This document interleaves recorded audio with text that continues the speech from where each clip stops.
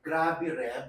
From Rent, parang ilang araw lang ang pahinga. And then from Rent to Little House of Horrors. Mm. Kumusta? Kumusta? Alam ko namang sanay ka na sa mga ngaragan. Mm. At you're still professional. Kumusta naman? Actually, kung tutuusin, wala talaga akong pahinga between Rent and Little Shop of Horrors. It's really a process na talagang dire-diretso. So I was doing shows for Rent, and then we started rehearsals for Little Shop of Horrors.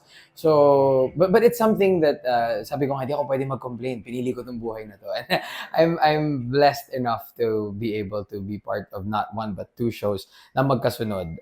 And it's such a great time for Philippine theater, at ang saya-saya ko lang na parte ako nun. Correct. You'll be playing Seymour. Yes, that's right. Yeah. Sino ka as Seymour dito? Seymour Krelborn is in Little Shop of Horrors is the guy who discovers this strange plant. And siguro kung napanood niyo yung 1986 film, siya si Rick Moranis, siya yung bida doon sa film na yun ng 1986, yung movie musical. At si Seymour yung medyo mahiyain, siya yung tagapagbantay ng shop, at hindi niya alam kung saan siya pupunta sa buhay na to. Wow, lalim. But yes, hindi niya alam kung anong mga pwede niyang gawin sa buhay na to until nakita niya yung plant na yun. Yeah.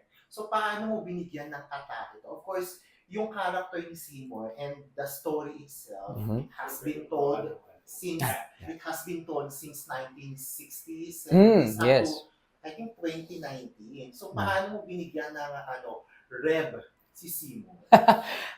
Well, kasi ako tsaka si Seymour, marami kaming similarities. Ako, I'm nerdy about a lot of things. Seymour is nerdy about plants. Buti na lang din yung asawa ko mahilig sa plants. So pag may tanong ako, tatanong ko lang siya about plants.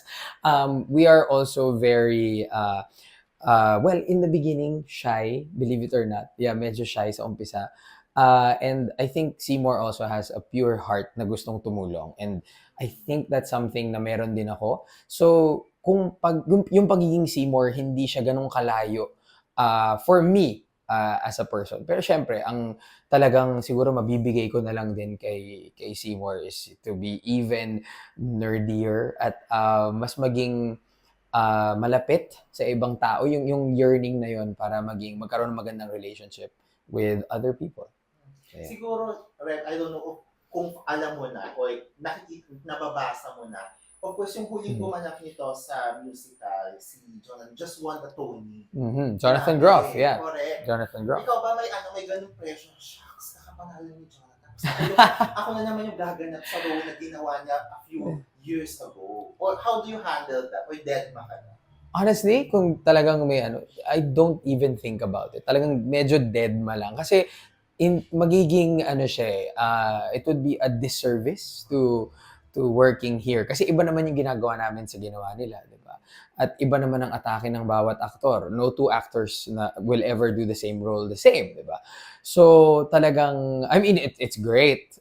Syempre, may extra PR. The fact na Jonathan Groff, Olaf, Spring Awakening, yung mga bagay na yun, di ba?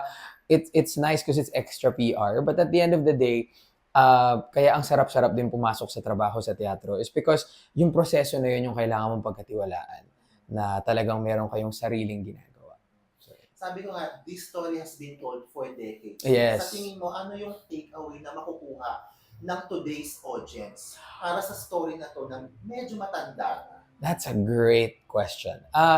For me, honestly, at the very heart of it, kasi I mean, everybody knows, like, mga nakanood na, di ba? It's a love story, and then there's this plant, this moral dilemma in the center of the story.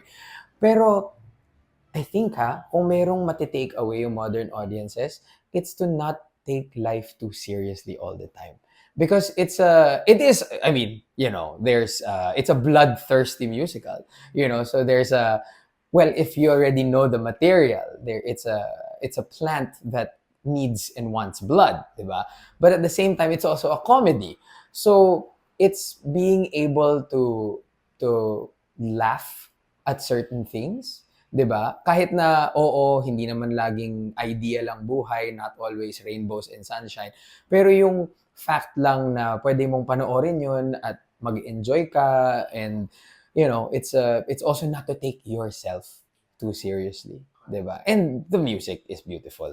It's written by the geniuses behind Aladdin, Beauty and the Beast, and Little Mermaid. So talagang yung tunes, it's one of the greatest ever. So, 'di ba? Talagang masarap siyang pakinggan. At the end of the day, kung meron kang iuuwi, yun na lang ang ganda nung songs.